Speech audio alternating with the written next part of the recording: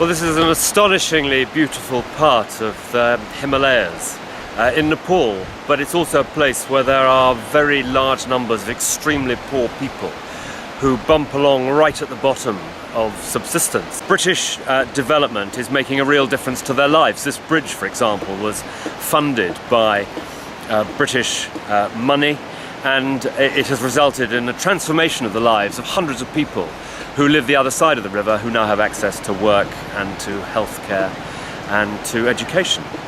But their lives are also being changed dramatically by the effects of climate change. The Himalayas are a source of water for 1.5 billion people. That's nearly a quarter of the entire world, and climate change is having a dramatic effect on that water supply, very directly affecting the lives of enormous numbers of people who live in this part of the world. And it's also having a dramatic effect on the temperature here. It means, for example, that new diseases are spreading to communities who've never seen these diseases before. The effects of climate change are felt here already dramatically, and the Great Himalayan Trek, which Britain is supporting, is not only an opportunity for people to see for themselves the immediate and severe effects of climate change, it's also an opportunity to open up the tourism in a very, very poor country, give employment to very poor people, and also ensure that they can benefit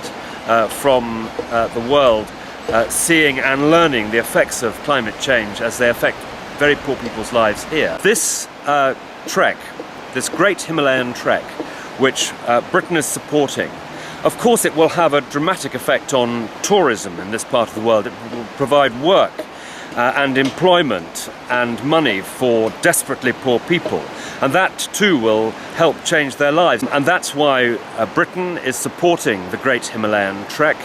It will provide education, it will provide knowledge, it will provide work, and it will also provide, I think, an inspiration behind the dry negotiations that have taken place at Durban and the binding agreement that Britain and Nepal are both trying to secure. This is the reality on the ground, that climate change is affecting the poorest in the world first and hardest, and it's a reality here in Nepal.